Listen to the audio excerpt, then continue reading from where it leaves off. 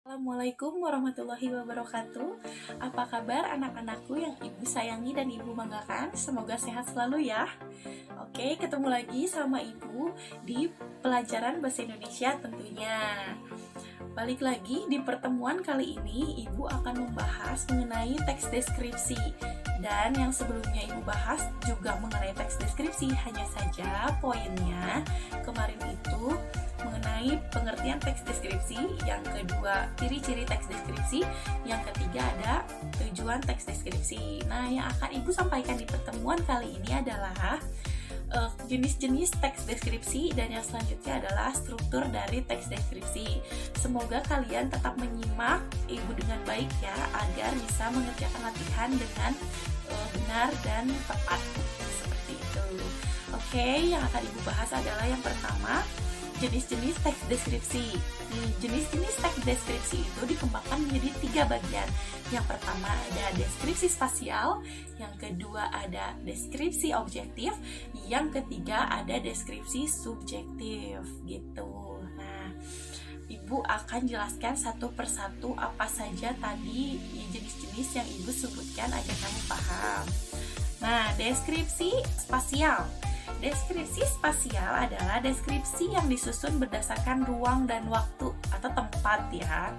Nih, jadi deskripsi spasial itu adalah deskripsi yang kalau kalian membaca sebuah teks deskripsi menjabarkan atau menjelaskan tempat dengan rinci, itu kalian bisa langsung tangkap itu adalah salah satu jenis teks deskripsi spasial.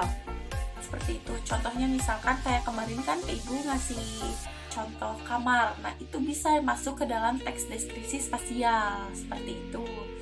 Nah, yang kedua ada teks deskripsi subjektif, menggambarkan objek dengan melibatkan kesan pribadi penulis. Jadi yang melibatkan kesan pribadi penulis, apa yang penulis lihat, apa yang penulis rasakan pada saat melihat objek itu ditulis ke dalam teks deskripsi, itu namanya teks deskripsi subjektif gitu. Yang selanjutnya ada teks deskripsi objektif. Kebalikan dari teks deskripsi subjektif, kalau objektif itu adalah kan suatu hal atau orang dengan apa adanya, tanpa melibatkan kesan pribadi dari penulis. Seperti itu, penulis tidak memberikan tanggapan lebih mengenai sosok yang dideskripsikan. Jadi apa adanya sesuai dengan yang sudah ada gitu. Nah, contohnya bisa seperti ini. Di kursi depan televisi duduk seorang lelaki muda usia 20-an. Lelaki tersebut bernama Axel. Dari pakaian yang ia pakai terlihat jelas bahwa ia bukan dari keluarga miskin. Rambutnya tertata sangat rapi dan dicat coklat. Dia memakai jas bermerek berwarna krem lengkap dengan warna celana yang senada. Seperti itu, paham? Nah, kalau ada yang kurang mengerti nanti di akhir kalian boleh tanya seperti biasa ya. Nah, yang selanjutnya selain jenis-jenis teks deskripsi, ada juga struktur teks deskripsi. Nah, struktur itu apa? Oke, ibarat sebuah bangunan, kalau teks itu adalah sebuah bangunan, struktur itu adalah tihangnya. Nah, kalau nggak ada tihangnya, nggak akan jadi bangunan. Sama dengan teks, kalau nggak ada strukturnya, tidak akan menjadi sebuah teks, seperti itu. Nah, teks deskripsi mempunyai struktur, ada 3 juga. Yang pertama ada identifikasi, yang kedua ada klasifikasi, yang ketiga ada deskripsi bagian. Struktur yang pertama di dalam teks deskripsi ada identifikasi. Identifikasi adalah kalimat pengantar mengenai apa yang akan dibahas di dalam teks tersebut. Misalkan seperti ini. Judulnya Pushi. Kalian suka kucing? Nah, ibu akan kasih contoh kucing ya sebagai identifikasi. Dari sekian banyak peliharaan di rumahku, aku sangat senang sekali bermain dengan salah satu kucingku yang bernama Pushi. Nah, itu bisa menjadi identifikasi di dalam struktur teks deskripsi. Tadi seperti yang Ibu katakan bahwa identifikasi adalah kalimat pengantar mengenai apa yang akan dibahas. Nah, yang akan dibahas di dalam teks tersebut adalah si puisi ini gitu.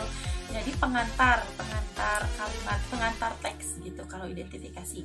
Nah, yang kedua ada klasifikasi. Klasifikasi itu adalah berisikan urutan atau penggolongan dari topik yang akan dibahas. Contohnya, Pushi adalah kucing jenis Persia yang sangat aku sayangi. Dia itu sangat nurut jika aku suruh-suruh. Seperti itu. Itu bisa jadi klasifikasi. Dan yang terakhir ada deskripsi bagian. Nah, di situ ada struktur dari namanya deskripsi bagian.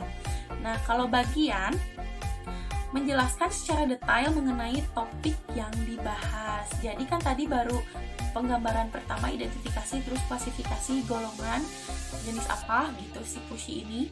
Lalu yang ketiga ada deskripsi bagian yang menggambarkan secara jelas apa yang melibatkan secara jelas, secara detail mengenai topik yang dibahas, yaitu adalah si puisi ini. Misalkan puisi ini mempunyai bulu yang sangat lebat. Bulunya berwarna putih dan bercampur coklat. Aku sangat senang sekali memiliki kucing ini. Jika pagi hari, aku sering membawa Pushi berjalan-jalan. Selain itu, ia senang bermain dengan bola-bola kesayangannya. Seperti itu. Nah, itu contoh dari teks deskripsi mengenai Pushi. Dan Ibu sudah jabarkan satu-satu strukturnya. Seperti itu.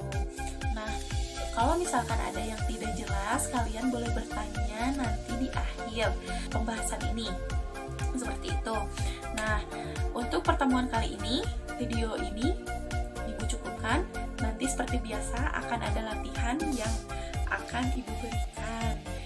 Dan kalian harus mengerjakan latihan tersebut dengan sebaik-baiknya. Dan sebelum itu, Ibu minta maaf jika ada kata-kata yang kurang berkenan dan pengucapan kata yang salah.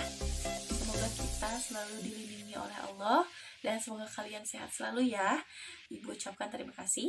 Assalamualaikum warahmatullahi wabarakatuh.